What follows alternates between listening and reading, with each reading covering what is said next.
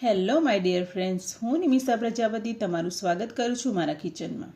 આજે આપણે બનાવીશું શિયાળાની ઠંડી માટે કે ઘૂંટણના કમરના દુખાવાને દૂર કરે તેવા સ્વાસ્થ્યવર્ધક ગુંદરના લાડુ બનાવવાની એકદમ સરળ રીત.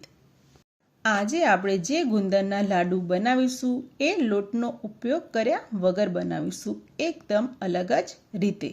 તો ચાલો બનાવવાનું સ્ટાર્ટ કરીએ. તો ગુંદરના લાડુ બનાવવા માટે 250 ગ્રામ ગુંદર લઈ લઈશું, 400 ગ્રામ ઘી, 700 ગ્રામ ગોળ.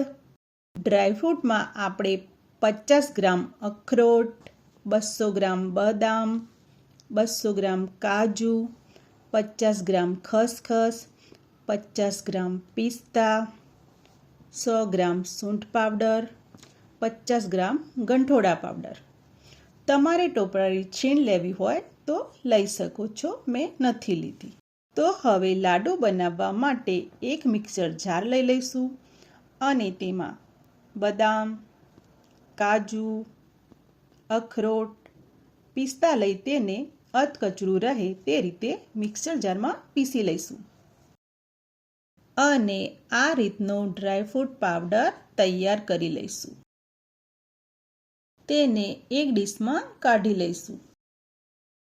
એ જ રીતે હવે આપણે ગુંદરને પણ મિક્સર જારમાં થોડો ગુંદર લઈ પીસી લઈશું.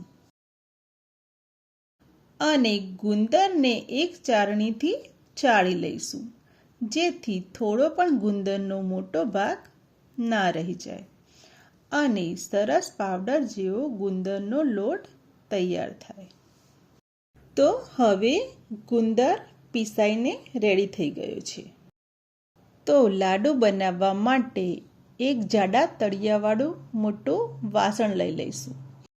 તેની અંદર 400 ગ્રામ ઘી એડ કરી દઈશું અને ઘીને ગરમ કરવા રાખી દઈશું. ગેસની ફ્લેમ મીડિયમ રાખીશું. તો ઘી ગરમ થઈ ગયું છે, તો તેની અંદર 700 ગ્રામ ગોળ એડ કરી દઈશું. ગોળ મેલ્ટ ના થાય ત્યાં સુધી હલાવતા રહીશું. જો તમે વધારે ગળ્યું ખાતા હો તો તમે વધારે પણ ગોળ એડ કરી શકો છો, પણ મેં જે પ્રમાણે ગોળ લીધો છે એ પ્રમાણે તો એકદમ પરફેક્ટ ગળપણ છે. તો તમે જોઈ શકો છો કે 10 જ મિનિટમાં ગોળ એકદમ મેલ્ટ થવા લાગ્યું છે. ગોળ એકદમ મેલ્ટ થઈ ગયો છે.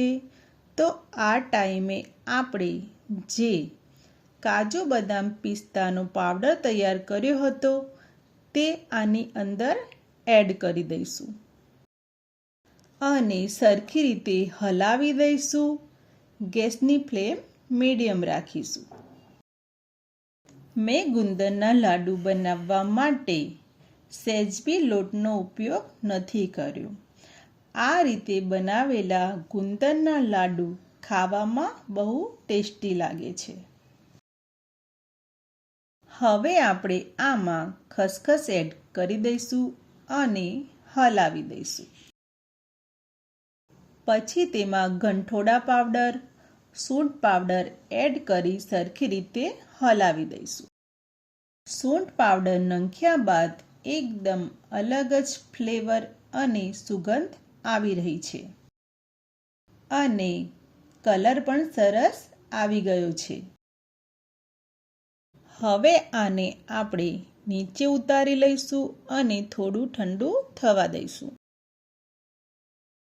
આ મિશ્રણ થોડું ઠંડુ થાય એટલે આની અંદર ગુંદર પાવડર એડ કરી લઈશું. એકદમ સરખી રીતે મિક્સ કરી લઈશું.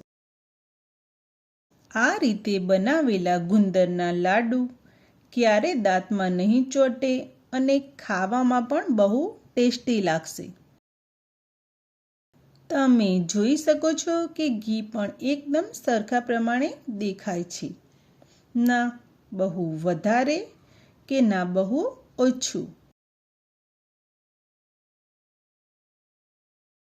તો હવે આપણે લાડુ વાળી લઈશું. હાથમાં મુઠ્ઠી ભરી દબાવીને લાડુ વાળી લઈશું. લાડુ આપણે નાના વાળીશું, જેથી સવારે આપણે લાડુ ખાવા હોય તો 1 થી 2 ખાઈ શકીએ. આ રીતે બનાવેલા લાડુ શરીરના સાંધા અને સ્નાયુઓના દુખાવામાં આખું વરસ રાહત રહે છે. તો તમે જોઈ શકો છો કે એકદમ પરફેક્ટ આપણા ગુંદરના લાડુ બની ગયા છે. આટલી સામગ્રીથી લગભગ 1 કિલો જેટલા તમારા લાડુ બનીને તૈયાર થશે. આ રીતે બનાવેલા લાડુ ખાવામાં બહુ ટેસ્ટી લાગે છે, જે નાનાથી લઈ મોટાને પણ બહુ જ ભાવશે. તો તમને મારી આજની આ રેસીપી કેવી લાગી એ કોમેન્ટમાં જરૂર કહેજો. મારી આ ચેનલને લાઈક કરજો, શેર કરજો, સબસ્ક્રાઈબ કરજો, ફોલો કરજો.